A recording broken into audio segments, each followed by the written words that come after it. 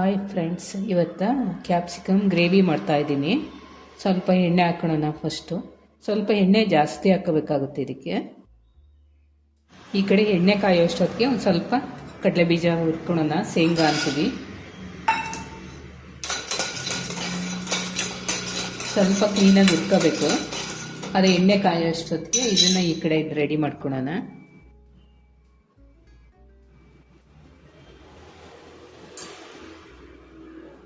ಈಗ ಎಣ್ಣೆ ಕಾದಿದೆ. ಈರುಳ್ಳಿ, ಸ್ವಲ್ಪ ಬೆಳ್ಳುಳ್ಳಿ, ಕರಿಬೇವು ಹಾಕೊತಾ ಇದ್ದೀನಿ.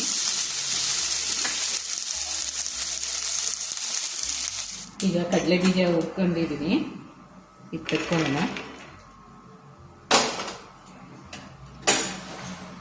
ಇದಕ್ಕೆ ಒಂದು ಸ್ವಲ್ಪ ಬಿಳಿ ಎಳ್ಳು, ನಿಮ್ಮ ಬಿಳಿ ಎಳ್ಳಿದ್ರೆ ಬಿಳಿ ಎಳ್ಳು ಹಾಕಿ, ಇಲ್ಲಾಂದರೆ ಕರೆ ಎಳ್ಳಿದ್ರು ಕರೆ ಎಳ್ಳು ಹಾಕಿ. ಸ್ವಲ್ಪ ಹಾಕಿ ಚೆನ್ನಾಗಾಗುತ್ತೆ. ಗ್ಯಾಸ್ ಆಫ್ ಮಾಡಿಬಿಡಿ, ಅದೇ ಬಿಸಿಗೆ ಆಗುತ್ತೆ.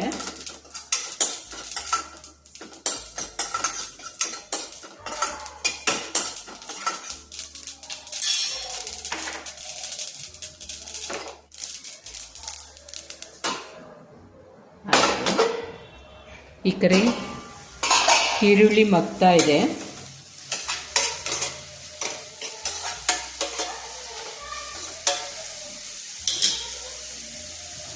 ಈರುಳ್ಳಿ ಮಗ್ಗಿದೆ. ಈಗ ಕ್ಯಾಪ್ಸಿಕಮ್ ಹಾಕೋಣ.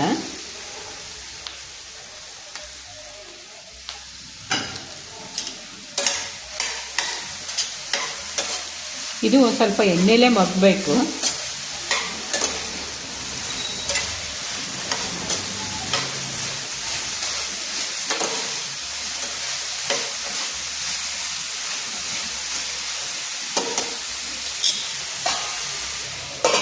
ಇದು ಎಣ್ಣೆಲಿ ಮಗ್ಲಿ. ಈಗ ಇದನ್ನೆಲ್ಲ ಮಿಕ್ಸಿ ಮಾಡ್ಕೊಳ್ಳೋಣ. ಎಳ್ಳು, ಕಡಲೆ ಬೀಜ, ಒಂದು ಸ್ವಲ್ಪ ಕೊಬ್ಬರಿ,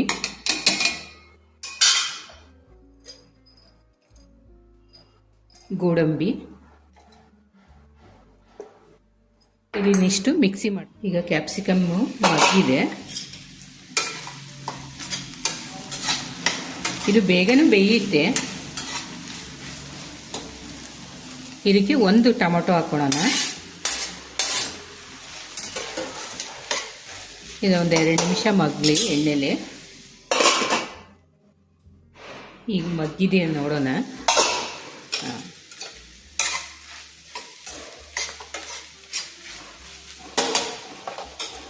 ಈಗ ನಾವು ರುಬ್ಕೊಂಡ್ವಲ್ಲ ಅದನ್ನ ಹಾಕೋಣ.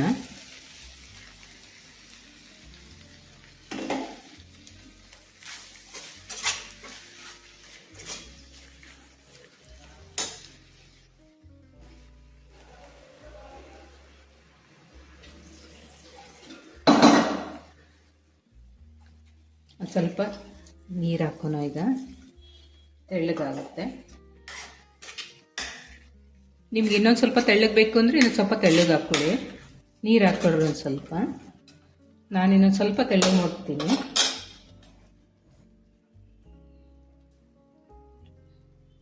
ಇನ್ನೊಂದು ಸ್ವಲ್ಪ ನೀರು ಹಾಕ್ತೀನಿ ನಾನು.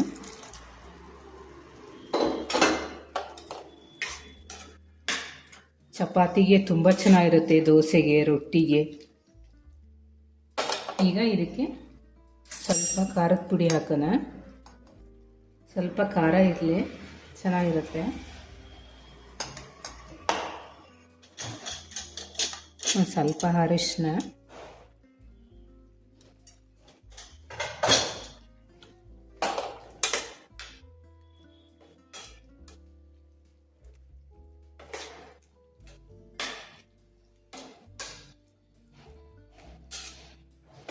ಇದೊಂದು 2 ನಿಮಿಷ ಮಗ್ಗಿ ಮುಚ್ಚೋಣ. ಈಗ ಮಗ್ಗಿದೆ. ರುಚಿಗೆ ತಕ್ಕಷ್ಟು ಉಪ್ಪು,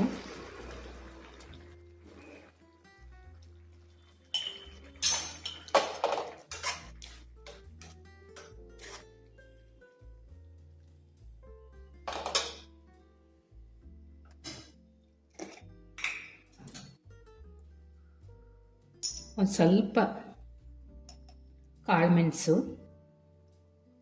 ಲಾಸ್ಟಿಗೆ ಹಾಕ್ರಿ.